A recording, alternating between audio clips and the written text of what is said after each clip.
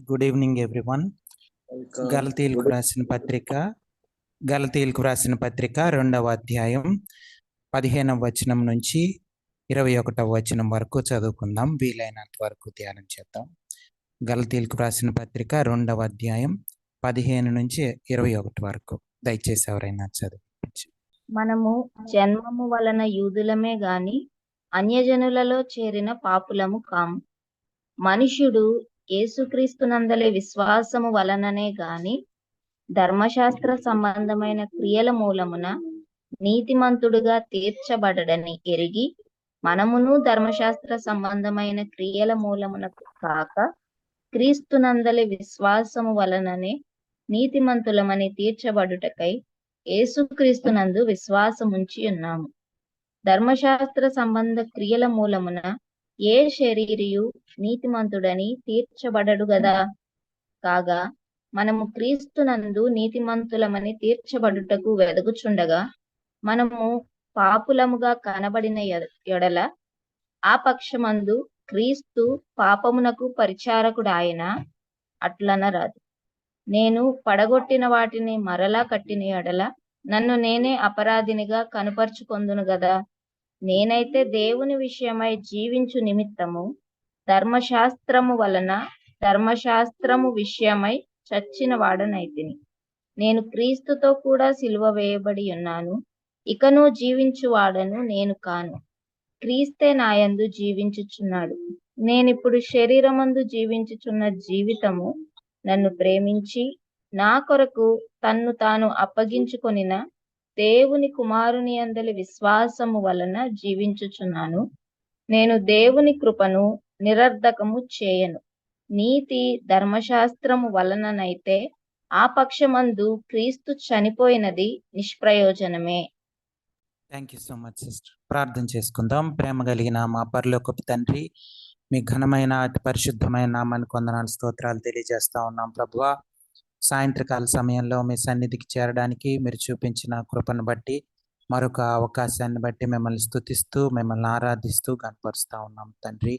ఈ సమయంలో ప్రభువా నాయన మిమ్మల్ని స్తుతించడానికి, అలాగే వాక్యాన్ని ధ్యానించడానికి దయచేసిన ఈ సమయాన్ని బట్టి మిమ్మల్ని స్తుతిస్తూ ప్రభువా నాయన మాతో మాట్లాడుతున్నందుకు, మమ్మల్ని పోషిస్తున్నందుకు, ప్రభువా నడిపిస్తున్నందుకు, వాక్యం ద్వారా ప్రభువా మిమ్మల్ని స్తుతిస్తూ ఆరాధిస్తూ ఉన్నాం ప్రభువా. మా జీవితాల్లో మీరు కలిగి ఉన్న ప్రణాళికలను బట్టి ప్రభువా నాయన, మీ ప్రేమ, మీ వాత్సల్యతను బట్టి, సార్వభౌమాధికారాన్ని బట్టి ప్రభువా, మీ నీతిని బట్టి, న్యాయాన్ని బట్టి మిమ్మల్ని స్తుతిస్తూ ఆరాధిస్తూ కనపరుస్తూ ఉన్నాం.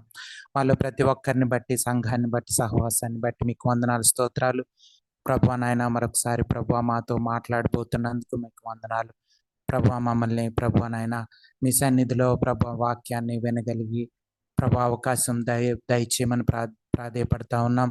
వాళ్ళు ప్రతి ఒక్కరికి కూడా ప్రభువా వినగలిగే చెవులు, గ్రహించగలిగే హృదయంలో పడే మనసు దయచేయమని, హృదయ కాఠిన్యాన్ని దూరపరచమని, అంధకార శక్తిని లయపరచమని, మీరే మాట్లాడమని యేసు ప్రభు వారి అతి పరిశుద్ధమైన నామంలో ప్రార్థన అడిగి వేడుకొంచున్నాం తండ్రి.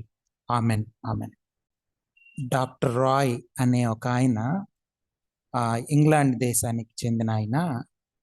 అయితే ఆయన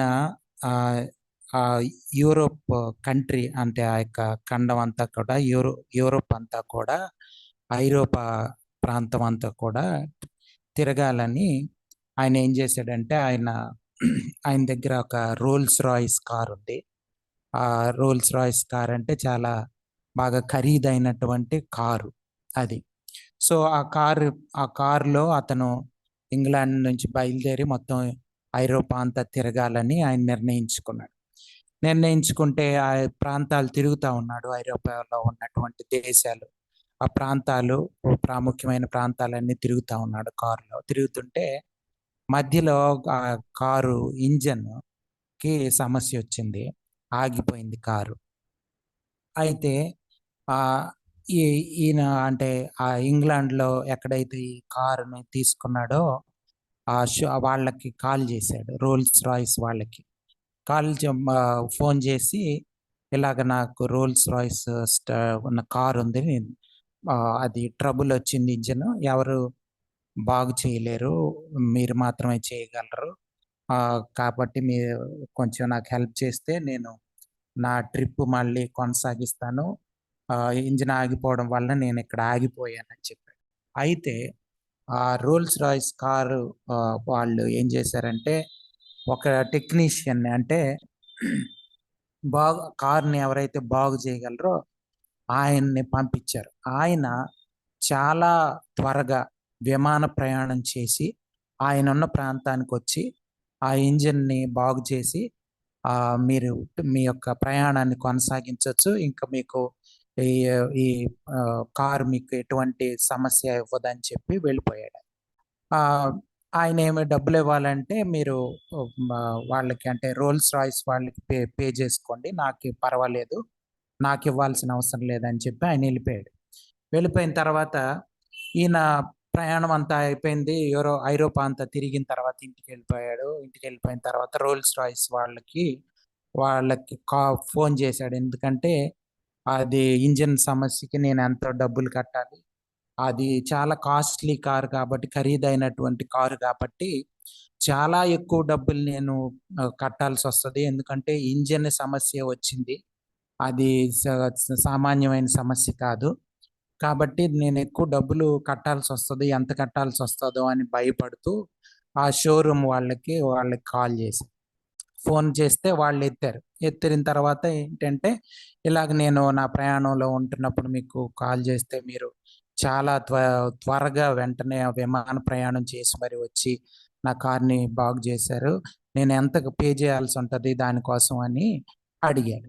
అడిగితే ఒక్కసారి ఉండండి, ఫోన్‌లోనే ఉండండి. కొంచెం వెయిట్ చేయండి అని చెప్పి మేము రికార్డ్స్ చూసి మీకు ఎంత అయిందో చెప్తామండి అని చెప్పారు. అయితే రికార్డ్స్ చూసి ఆ రిసెప్షనిస్ట్ ఆమె షోరూమ్‌లో ఉన్న ఆమె మళ్ళీ ఫోన్ చేసి మీ కారుకి ట్రబుల్ వచ్చినట్లు, సమస్య వచ్చినట్లు, అలాగే మీ కార్‌ని మా టెక్నీషియన్ వచ్చి బాగు చేసినట్లు మీరు చెప్తున్నట్లు మా రికార్డ్స్‌లో ఏమీ లేదు. అటువంటిది ఏమీ లేదు మా రికార్డ్స్‌లో. కాబట్టి మీరు డబ్బులు ఏమీ మాకు కట్టాల్సిన అవసరం లేదు అని చెప్పేసి ఫోన్ పెట్టేసి. అయితే ఈయనకి చాలా ఆశ్చర్యం కలిగింది. ఎందుకంటే రోల్స్ రాయ్స్ కార్ అంటే చాలా ఖరీదైంది. దానికి ఏమన్నా చిన్న రిపేర్ వచ్చినా చాలా ఖరీదు, కాస్ట్‌లీ డబ్బులు కట్టాల్సొస్తదని ఈయనకి తెలుసు. కానీ వాళ్ళు అలా చేశారు. అప్పుడు అప్పుడు ఆయన ఏంటబ్బా! ఇంత మనీ ఊరకనే వదిలేశారు లేకపోతే ఏంటి అనంటే రోల్స్ రాయ్స్ కార్‌కి సమస్య రావడం, ఆ ఇంజిన్‌కి సమస్య రావడం అటువంటిది అంటే వాళ్ళకి ఇష్టం లేదు. అంటే దానికి సమస్యొచ్చిందని చెప్పుకోవడం వాళ్ళకిష్టం లేదు. అందుకని వాళ్ళు ఫ్రీగానే రిపేర్ చేసి పెట్టేశారనమాట. అయితే ఈ ఇల్లస్ట్రేషన్ ఉదాహరణ నేనెందుకు మీకు చెప్పానంటే, ఇది చాలా నేను చెప్పిన ఉదాహరణ మీరు చాలా జ్ఞాపకం పెట్టుకోవాల్సిన ఉదాహరణ. అంటే మర్చిపోకుండా ఉండాల్సిన ఉదాహరణ. ఎందుకంటే జస్టిఫికేషన్ బై ఫెయిత్ అంటే నీతిమంతులుగా తీర్చబడ్డం అనేది ఈ ఉదాహరణ కరెక్ట్‌గా సరిపోతది మనకి. మనల్ని దేవుడు మనం పాపాత్ములుగా ఉంటున్నప్పుడు దేవునికి వ్యతిరేకంగా భయంకరమైన శత్రువులుగా ఉంటున్నప్పుడు ఆయన మనల్ని విమోచించిన విధానం. అంటే మనము అంటే మన సమస్యే మనకు తెలియని పరిస్థితుల్లో ఉన్నప్పుడు ఆయన మన సమస్యను గుర్తెరిగి ఆయన ఈ లోకానికి తన కుమారుడిని ఈ లోకానికి పంపించి ఉచితంగా మనల్ని పాపం నుంచి, శరీరం నుంచి, లోకం నుంచి, ధర్మశాస్త్రం నుంచి వీటన్నిటి నుంచి దేవుడు విడిపించాడు మనల్ని. దానికి మనం ఏమీ చెల్లించాల్సిన అవసరం లేదు. చూడండి, ఏమీ చెల్లించాల్సిన అవసరం లేదు. ఈ రోల్స్ రాయ్స్ కార్‌కి సమస్య వచ్చినప్పుడు అతన్ని ఏ మాత్రం డబ్బులు తీసుకోకుండా ఎలాగ చేశారో, అలాగే దేవుడు తన ఏకైక కుమారుడిని ఏ పాపం తెలియని ఆయన్ని ఈ లోకానికి పంపించి మన కోసం ఆయన ప్రాణాలు అర్పించడం ద్వారా మనకి విమోచన దొరికింది. మనకి ఆత్మీయమైన ప్రతి మేలు యేసు ప్రభువారిని బట్టి, తండ్రిని బట్టి, పరిశుద్ధాత్మ దేవుణ్ణి బట్టి మనకు కలుగుతుంది. మన వైపు నుంచి మనం చేసింది, మనం చెయ్యాల్సింది ఏమీ లేదు. ఇది మనం అర్థం చేసుకోవాలి. ఇదే నీతిమంతులుగా తీర్చబడ్డం అనేది, ఇది మనం రోమీయులకు రాసిన పత్రిక మనం ధ్యానం చేసేటప్పుడు చాలా ఎక్కువ, ఆల్మోస్ట్ ప్రతి వారం కూడా ఈ టాపిక్కే ఉండేది మనకి.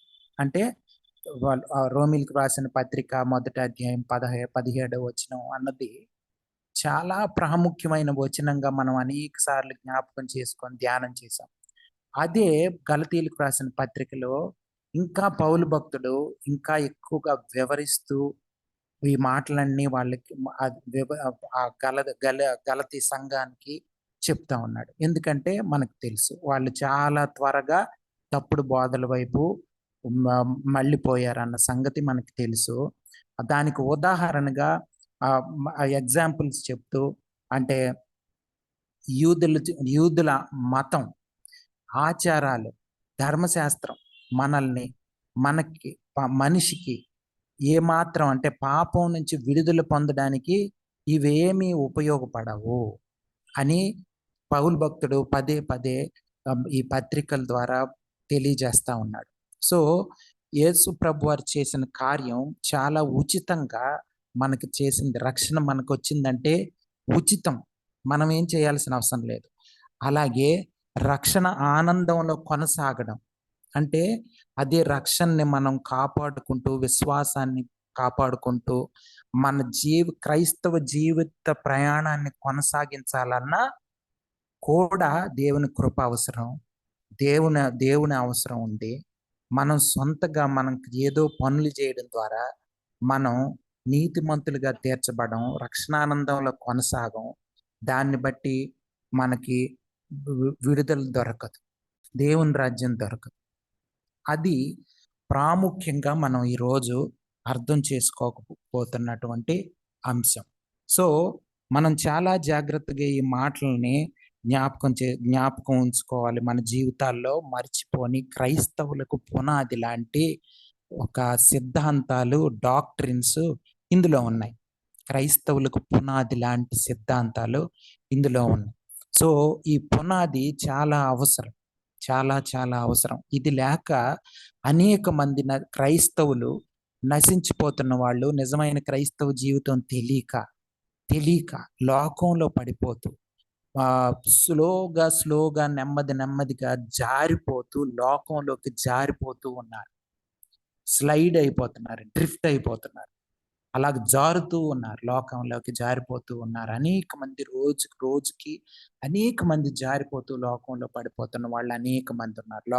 లోకపు ఆకర్షణలకి, లోకానికి, పాపానికి, శరీరానికి లొంగిపోతూ బానిసలుగా బ్రతుకుతున్న వాళ్ళు, విడుదల లేకుండా బ్రతుకుతున్న వాళ్ళు అనేక మంది ఉన్నారు. సో గలతీయులకు రాసిన పత్రిక మనల్ని స్వతంత్రులుగా చేస్తుంది. మనల్ని ఈ లోకం, పాపం, శరీరం నుంచి, ధర్మశాస్త్రం నుంచి సంపూర్ణంగా విడిపించి మనల్ని నిజమైన క్రైస్తవ జీవితం ఆనందంగా, సంతోషంగా గడిపే అవకాశం మనకి ఇచ్చే మాటలు, జీవం కలిగిన మాటలు ఇందులో ఉన్నాయి. 15, 16 కలిసి వచనాలు ఉన్నాయి, నేను చదువుతున్నాను చూడండి. మనము జన్మము వలన యూదులమే గాని అన్యజనులలో చేరిన పాపులము కాము. మనుష్యుడు యేసుక్రీస్తునందలి విశ్వాసము వలననే గాని ధర్మశాస్త్ర సంబంధమైన క్రియల మూలమున నీతిమంతుడుగా తీర్చబడదని ఎరిగి, మనమును ధర్మశాస్త్ర సంబంధమైన క్రియల మూలమున కాక క్రీస్తునందలి విశ్వాసము వలననే నీతిమంతులమని తీర్చబడుటకై యేసుక్రీస్తునందు విశ్వాసముంచి ఉన్నాము. ధర్మశాస్త్ర సంబంధ క్రియల మూలమున ఏ శరీరియు నీతిమంతుడని తీర్చబడడు గదా. చూడండి, ఈ మాటలు చాలా ప్రాముఖ్యమైనవి, చాలా మనం ఎప్పుడు గుర్తుంచుకోవాలి, మర్చిపోకూడదు. మన బ్లడ్లో, మన రక్తంలో, మన మైండ్లో ఇవి సింక్ అయిపోవాలి, అవి ఉండిపోవాలి అలాగా ఆ మాటలు. ఎందుకంటే ఈ మాటలే మనల్ని రోజు నడిపించేవి, శక్తి కలిగిన, జీవం కలిగిన మాటలు. ఈ మాటల మీద మనం బ్రతకాలి. క్రైస్తవులు అనేవాళ్ళు ఆహారం వలన మాత్రమే కాదు కానీ శారీరకంగా మనం ఆహారం ఎంత అవసరమో, ఆత్మీయంగా బ్రతికి దేవుని సన్నిధికి మనం చేరాలంటే జీవం కలిగిన మాటలు మనకు అవసరం. ఈ ఆహారం మనకు అవసరం. ఇవే మనల్ని నడిపించాలి.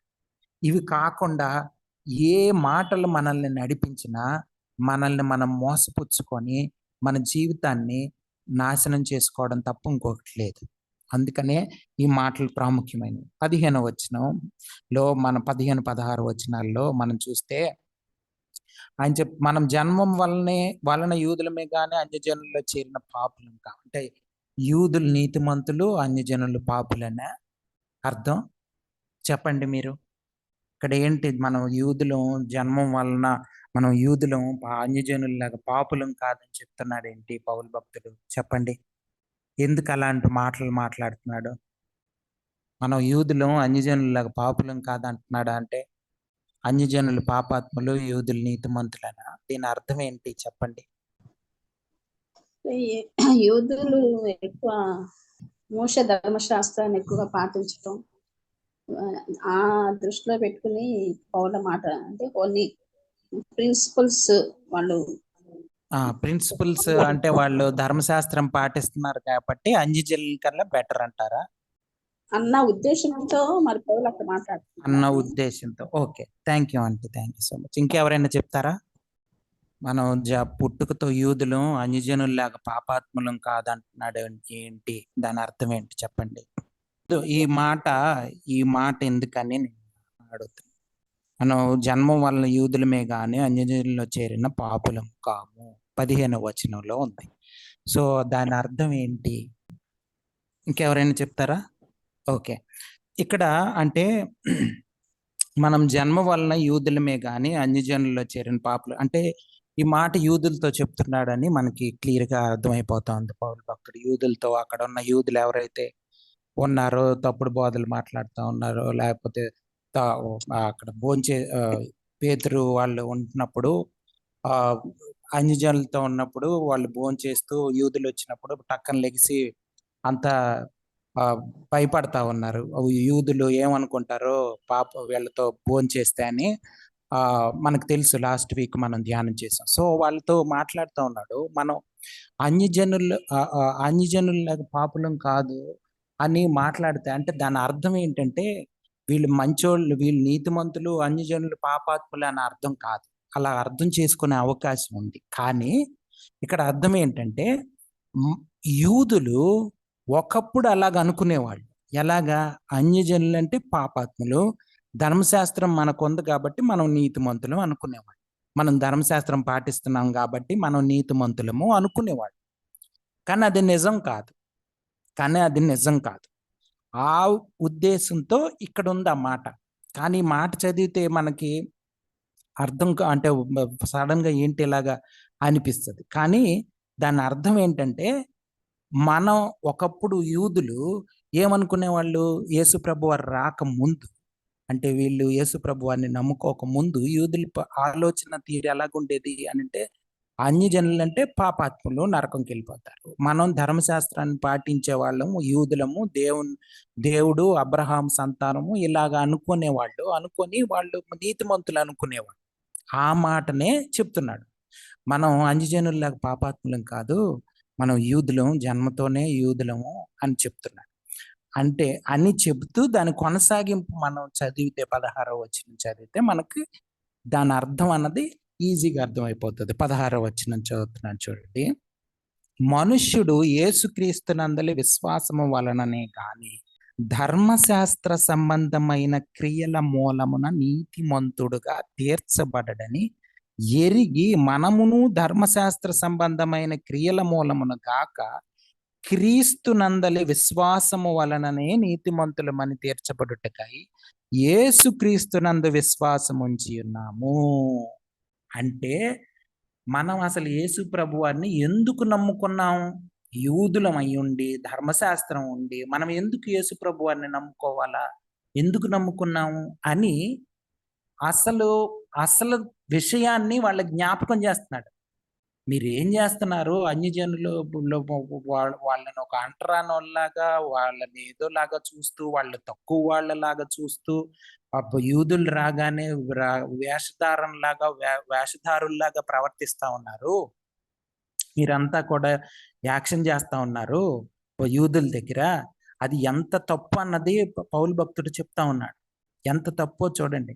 అసలు మనం యూదులం అయ్యుండి, ధర్మశాస్త్రం ఉండి, యేసుప్రభు వారిని ఎందుకు నమ్ముకోవాల్సి వచ్చింది? దీనికోసం కదా. ధర్మశాస్త్రం వలన ఎవ్వరు నీతిమంతులుగా తీర్చబడరు. మనం ఈ యొక్క ఉదాహరణలో కూడా అదే చెప్పుకున్నాం. ఆయన రోల్స్ రాయ్స్ ఆ యొక్క రిపేర్ వచ్చింది కదా కార్‌కి. కానీ ఈయన డబ్బులు చెల్లించడం ద్వారా ఆయనేమి సాధించలేదు.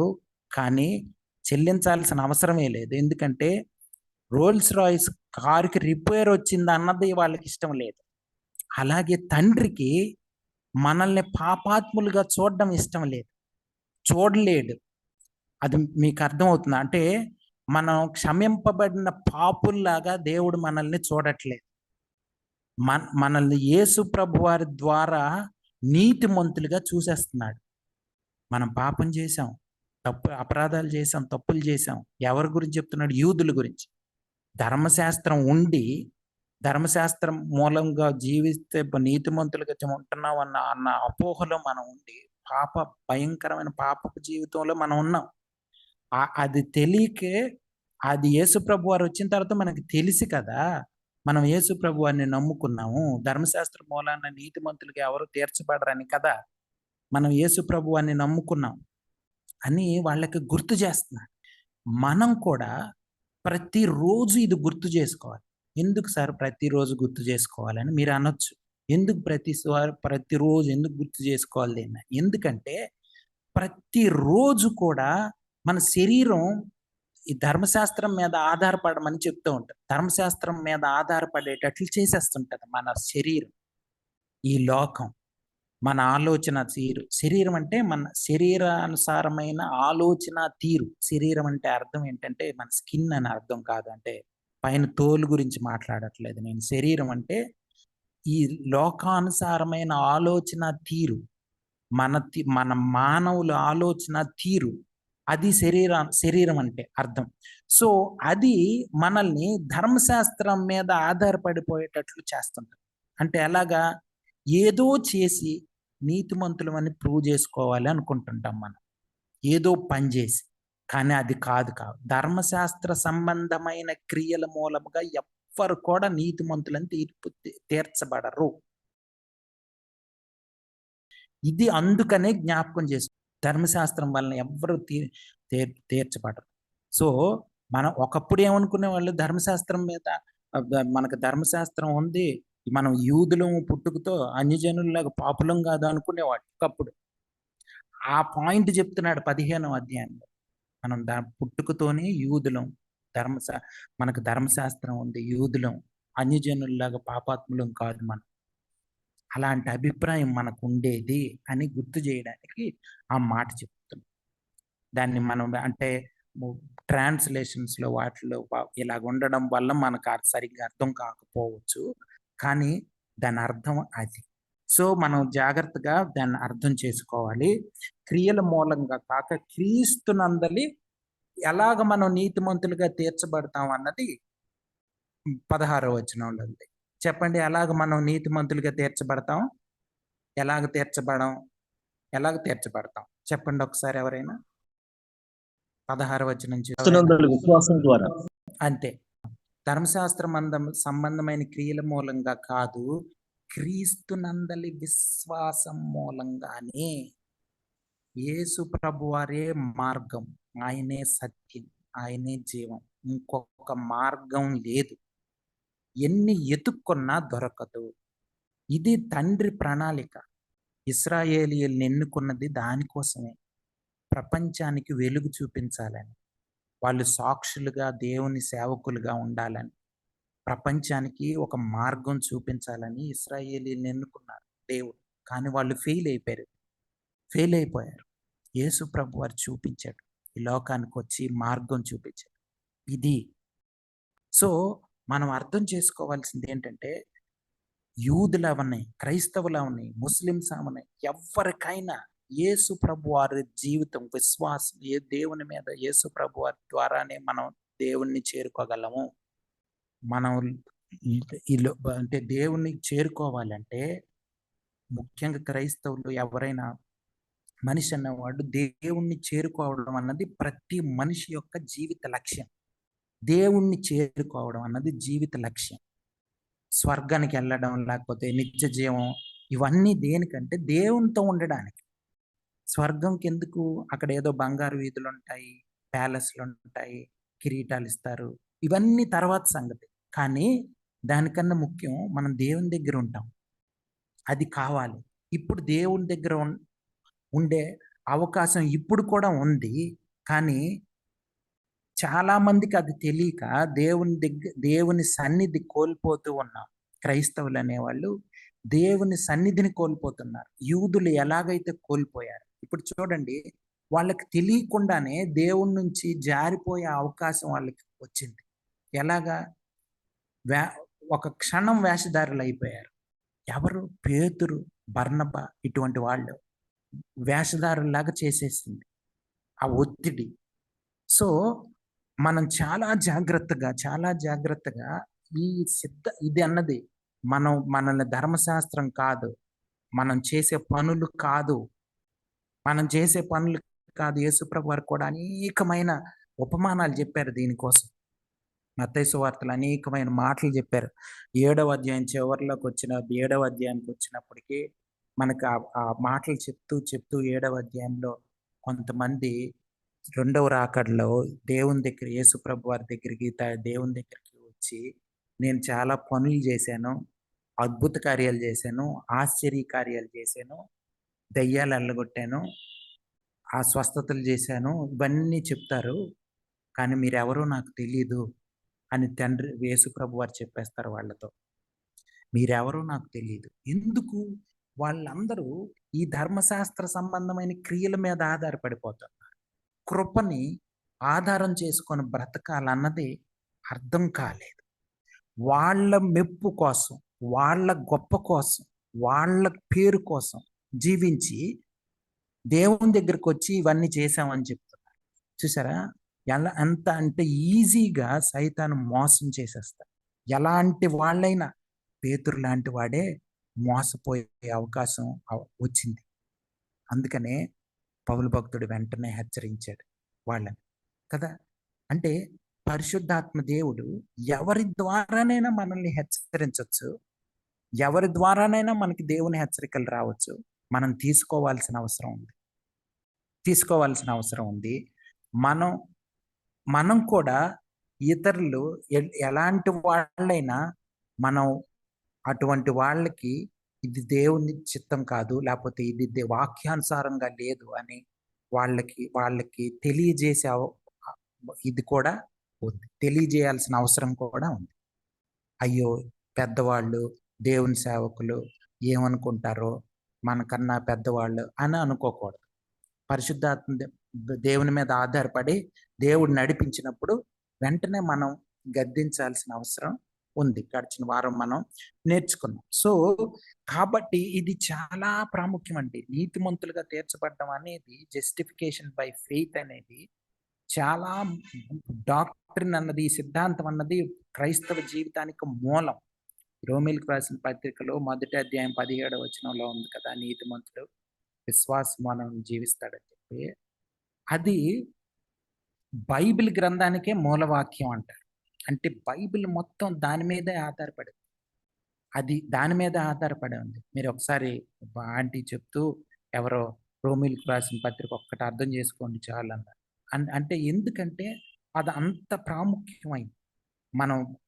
మన సొంత జీవితం మీద, మన ఆలోచనల మీద, మన తలంపుల మీద, ఇతరుల సలహాల మీద, వేరే వాళ్ళ సలహాల మీద, మన జ్ఞానం మీద, మన ధనం మీద, మనకున్న ఐశ్వర్యం మీద, వీటి మీద, మనకున్న చదువు మీద మనం ఆధారపడాలి.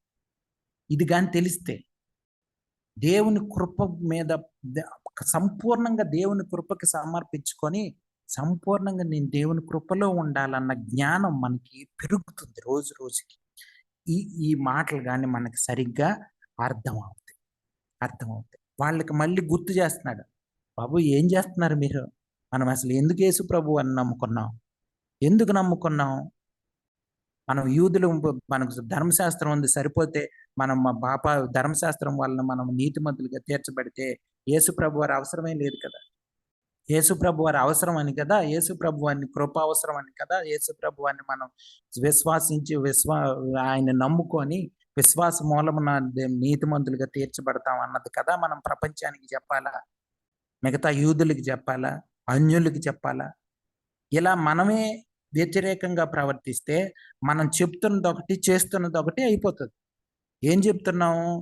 అన్యజనులు పాపాత్ములే, యూదులు పాపాత్ములే, అందరూ ఎవరి వైపు నుంచి ఆలోచించినా సరే అందరూ కూడా పాపాత్ములుగానే తీర్చబడతా ఉన్నారు. ప్రతి ఒక్కళ్ళు కూడా పాపాత్ములుగానే తీర్చబడతా ఉన్నారు. ఇది చెప్పాలి ప్రపంచానికి. ఇప్పుడు ఇలాగ ప్రవర్తించినప్పుడు అన్యజనులతో ఉన్నప్పుడు వాళ్ళు కప్పుకుని లెగిసిపోయి మేము వాళ్ళతో లేము అన్నట్టు ప్రవర్తిస్తే ఇంకేం ప్రపంచానికి ఏం చెప్తాము మనం అని పౌలు భక్తుడు వాళ్ళకి పరిశుద్ధాత్మ దేవుని ద్వారా వాళ్ళకి హెచ్చరిస్తున్నాడు. మనకి హెచ్చరికలు చాలా అవసరం. చాలా మంది ఈ రోజుల్లో మీరు ఉపవాసాలు ఉండండి, 40 రోజులు ఉపవాసం ఉంటే మంచి జరుగుద్ది, 10 రోజులు ఉపవాసం ఉంటే మంచి జరుగుద్ది, ప్రతి శుక్రవారం ఉపవాసం ఉంటే మంచి జరుగుద్ది. ఇలాంటి ఏమి రూల్స్ లేవు క్రైస్తవ జీవితంలో.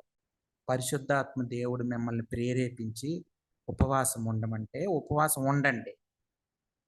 అంతేగాని ఇలాంటివి రూల్స్ అండ్ రెగ్యులేషన్స్ క్రైస్తవ జీవితంలో లేవు. అవి మనల్ని బంధిస్తాయి. మనం బైబిల్ చదువుకోవడం కూడా రూల్ కాదు. రూల్ అంటే రోజు లెగిసి 6 గంటల నుంచి 7 గంటల వరకు బైబిల్ చదువుకోవాలి, అలాంటిది ఏం లేదు రూల్. పరిశుద్ధాత్మ దేవుడు మధ్యరాత్రి లేపి 2 గంటలకి బైబిల్ చదువుకో అంటే బైబిల్ చదువుకోవాలా? ఎప్పుడైనా దేవునికి అవైలబుల్గా ఉండాలా? దేవునికి అవైలబుల్గా ఉండాలా? దేవుడు నడిపించేది క్రైస్తవ జీవితం, రూల్స్ కాదు. ధర్మశాస్త్రం సంబంధమైనటువంటి అటువంటి రూల్స్ కాదు. వాటిని అది తెలియజేయడానికి యేసుప్రభు వారు ఈ లోకానికి వచ్చారు. ఎందుకు? ధర్మశాస్త్రాన్ని వీళ్ళు మిస్అండర్స్టాండ్ చేసుకున్నారు. అంటే ధర్మశాస్త్రం ఏం చెప్తుంది అన్నది వీళ్ళకి అర్థం కాలేదు. రూల్స్ అన్ని పెట్టుకొని వీటిని ఇది చేయాలి, ఇది చేయాలి, ఈ పండుగ చేయాలి, అది ఆచరించాలి, ఇది ఆచరించాలి, నాన్ వెజ్ తినకూడదు, ఇది తినకూడదు, ఇది తినకూడదు, ఈ రూల్స్ అన్ని పెట్టుకొని అట్లా చేస్తా ఉన్నారు. అసలుది మర్చిపోయారు. వాళ్ళకి వాళ్ళే నీతిమంతులు అనుకుంటున్నారు కదా. అటువంటి దాని నుంచి విడిపించడానికి యేసుప్రభు వారు ఈ లోకానికి వచ్చింది కదా.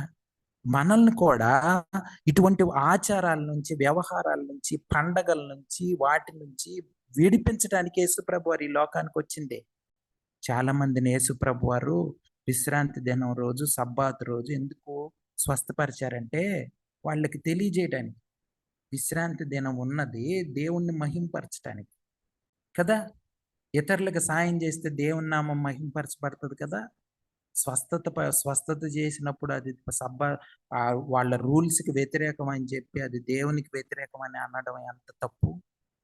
వాళ్ళ కళ్ళన్నీ మూసుకుపోయినాయి. ధర్మశాస్త్రం మీద ఆధారపడితే మన కళ్ళు మూసుకుపోతాయి, కనిపించదు.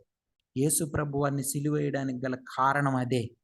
ఈ ఆచారాల్లో మనల్ని మనం బంధించుకుంటే మనకి నిజమైన దేవుడు తెలియడు, సత్యం తెలియదు, విడుదల దొరకదు. అది మనం అర్థం చేసుకోవాలి. 17వ వచనం. కాగా మనము క్రీస్తునందు నీతిమంతులమని తీర్చబడుటకు వెదకుచుండగా మనము పాపులముగా కనబడిన ఎడల ఆ పక్షమందు క్రీస్తు పాపమునకు పరిచారకుడాయన. చూడండి, ఈ మాట చాలా ప్రాముఖ్యమైనది, చాలా ప్రాముఖ్యం. మనం ఏం చేయాలా? పాపంలో ఉన్నోళ్ళని విడిపించాలి. మనమే వాళ్ళకి ఇది పాప మార్గం అన్నట్లు ప్రవర్తించామనుకోండి. వాళ్ళ అన్యులతో కలవకూడదండి, సారీ అండి, నేను కలవలేదండి అని అంటున్నా ఉన్నారు వాళ్ళు అక్కడ. నేను కలవలేదు, నేను వాళ్ళతో లేను అన్నట్లు ప్రవర్తిస్తున్నారు. అంటే ఏంటి అర్థం? వీళ్ళు సువార్తే కరెక్ట్ కాదని వీళ్ళ ప్రవర్తన ద్వారా చెప్తున్నట్లు దాని అర్థం. వీళ్ళు చెప్తున్న మాటలకి వీళ్ళ ప్రవర్తనకి సంబంధం లేదు, అందరం ఒకటే అని చెప్తున్నారు. అన్యులైనా వాళ్ళు ఒకటే, యూదులైనా ఒకటే, ఎవరైనా ఒకటే, అందరికి యేసుప్రభు మీద ఆధారపడ బ్రతకాల్సిందే అని చెప్తున్నారు. యువతల ప్రవర్తన ఎట్లా ఉంది? లేదు సార్, అనుజనులతో కూర్చోలేదండి మేము. అంటే ఏం చెప్తా, అనుజనులతో కూర్చోకూడదు అని చెప్తున్నారు. అంటే వీళ్ళేమో నీతిమంతులు, వాళ్ళు పాపాత్ముల. ఇది మనం అర్థం చేసుకోవాలి.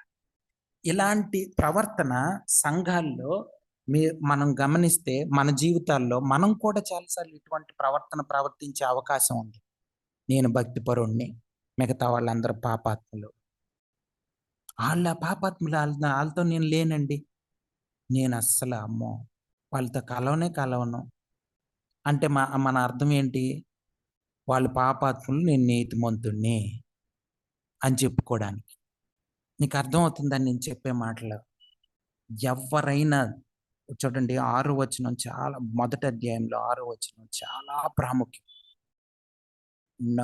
దేవుడు నరుని వేషాన్ని, అంటే ఏంటి? అందరూ సమానమే దేవుని దృష్టిలో, అందరూ సమానం. యేసు ప్రభు వారి మీద ఆధారపడి బ్రతుకుతావా? గుర్తించుకొని నేను పాపాత్ముడిని. ప్రతిరోజు నేను పాపాత్ముడిని, నా సొంత ఆలోచనలు, తలంపుల మీద ఆధారపడితే పాపం బయటకు వస్తుంది, లోపల ఉన్న అంధకారం బయటకు వస్తుంది. కాబట్టి నేను ఏ నిర్ణయం తీసుకునే శక్తి నాకు లేదు. నా శరీరం పాపంతో నిండిపోయింది, నా తలంపులు, నా ఆలోచనలు మొత్తం పాపపు మొత్త.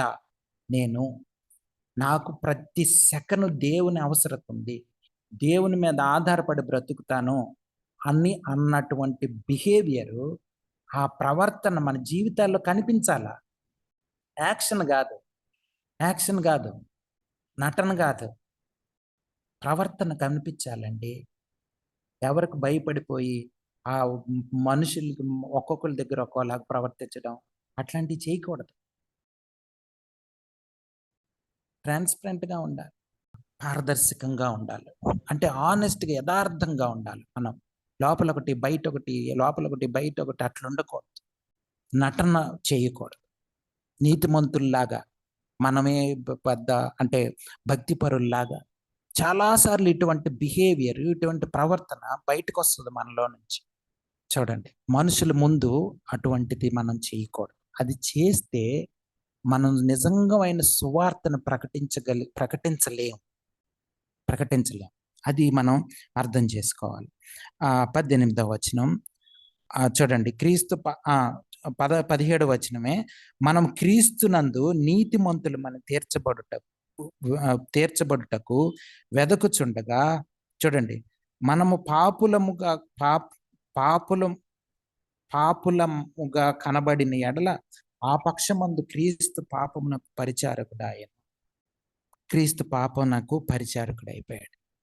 దీనివలన మనం ఏం ప్రూవ్ చేస్తున్నామంటే, దేవుడు యేసుప్రభు వారి లోకానికి వచ్చింది మనల్ని పాపంలోకి నడిపించడానికి అన్నట్లు అయిపోతుంది. యేసుప్రభు వారి లోకానికి వచ్చింది మనల్ని నీతిమంతులుగా తీర్చడానికి. ఆయన కృప మీద ఆధారపడితే, ఆయన నమ్మితే, విశ్వసిస్తే దాని ద్వారా మనల్ని నీతిమంతులుగా తీర్చబడాలని. కానీ ఇట్లా చేస్తే ఏమవుతుంది? యేసు ప్రభు వారే పాపంలోకి నడిపించడానికి వచ్చాడా అన్నట్లు అయిపోయింది కదా. యేసు ప్రభు వారి లోకానికి వచ్చింది మనుషుల్ని విడిపించడానికి కానీ బంధకాల్లోకి నెట్టడానికి కాదు. యేసు ప్రభు వారి లోకానికి వచ్చింది విడిపించడానికి. మనం బంధకాల్లోకి నెట్టుకుంటున్నాం మనకు మేము చాలాసార్లు. అనేక మంది ఉపవాసాలు ఉండి నీతిమంతులుగా తీర్చబడుతున్నాం అనుకునేవాళ్ళు, వేషధారం ద్వారా, బయట వస్త్రాల ద్వారా నీతిమంతులమని అనుకునేవాళ్ళు, ప్రత్యేకంగా చూపించుకోవడం ద్వారా నీతిమంతులు అనుకునేవాళ్ళు అనేక మంది. మనం నీతిమంతులము యేసు ప్రభు వారిని బట్టి. అది గుర్తుంచుకోవాలి మనం. ఇది చాలా ప్రాముఖ్యమైందండి. ఇది మనకి తెలియకుండానే చాలా ప్రమాదంలోకి నెట్టేస్తుంది. ఇది మనం గమనించుకోవాలి. దయచేసి అర్థం చేసుకోండి ఈ మాటలు. మీకేం అర్థం కాకపోయినా, మీకేమైనా డౌట్లున్నా అడగండి. 18వ వచనం, నేను పడగొట్టిన వాటిని మరలా కట్టిన ఎడల నన్ను నేనే అపరాధినిగా కనపరుచుకుందును కదా. ఆహా, ఇంకా వివరంగా ఒకవేళ 17వ వచనం అర్థం కాకపోతే 18వ వచనం చెప్తున్నాడు. ఏంటంటే, నేను పడగొట్టిన అంటే ఈ ఆచారాలు కాదు, వ్యవహారాలు కాదు, ధర్మశాస్త్రం పాటిస్తున్నామన్న 10 వంతులు ఇచ్చి అవి వచ్చి ఇవి ఇచ్చి అవి కాదని చెప్తూనే మళ్ళీ అలాగ ప్రవర్తన ఒకలాగా మాటలు ఒకలాగా ఉన్నాయి అనుకోండి, ఏమవుతాయి? నేను పడగొట్టిన దాన్ని మళ్ళీ కట్టినట్లు, నేను ఇది మంచిది కాదని ఒక కట్టడాన్ని కూలగొట్టేసి మళ్ళీ దాన్నే ఇటుకల మీద ఇటుకలు పెరుస్తున్నట్లు అర్థం కదా. దీన్నే ఇంగ్లీష్లో ఏమంటారంటే ఫ్యాలసీ అంటారు. ఫ్యాలసీ అంటే మన స్టేట్మెంట్ని మనమే కాంట్రడిక్ట్ చేసుకోవడం, అంటే మనం చెప్పిన దానికి వ్యతిరేకంగా మనం ప్రవర్తించడం. ఇలాగ ఉండకూడదని చెప్తూ మనం అలాగ ఉండడం అందరి మధ్య. సో ఇది చాలా ప్రమాదకరమైంది. ఇటువంటిది ఉండకూడదు. మనం అర్థం చేసుకోవాలి. క్రైస్తవ్యం, నిజమైన క్రైస్తవ్యం తెలుసుకోవాలంటే మీకేమన్నా సందేహాలు ఉంటే, అనుమానాలు ఉంటే అడగొచ్చు. లేకపోతే ఎవరైనా ప్రేరేపించబడిన వాళ్ళు ప్రార్థన చేస్తే ముగించుకో. స్తోత్రం తండ్రి, పరిశుద్ధుడా జీవన దేవానికి వందనాలు, స్తుతులు, స్తోత్రాలు తండ్రి. అయా ప్రభావనైనా నిజంగానైనా నువ్వు మాట్లాడిన ప్రతి ఒక్క మాటను బట్టి నీకు వందనాలు, స్తుతులు, స్తోత్రాలు తండ్రి. అయా ప్రభావనైనా నిజంగానైనా ఈ లోకంలో ఉన్నప్పుడు నైనా ఎంతనైనా మేము ఇంత ఉంటున్నాము తండ్రి, కానీ తండ్రి ఏదో ఒక విషయంలో నైనా తప్పిపోతున్నాం తండ్రి, దయతో క్షమించమని అడుగుచున్నాం తండ్రి, సహాయం చేయండి తండ్రి. అవును తండ్రి, ఏ విషయంలో కాకుండా నైనా తండ్రి అయ్యా ఆత్మీయంగా బలపరుస్తున్న దేవానికి వందనాలు, స్తుతులు, స్తోత్రాలు తండ్రి.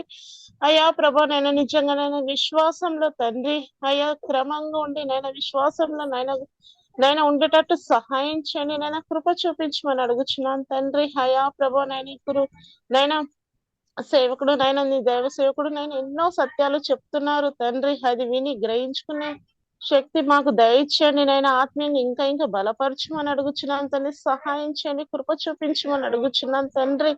అయ్యా ప్రభా ఇచ్చిన ప్రార్థన ఏ శ్రమంలో అడుగుచున్నాను తండ్రి. ఆమేన్. ఆమేన్. ఆమేన్.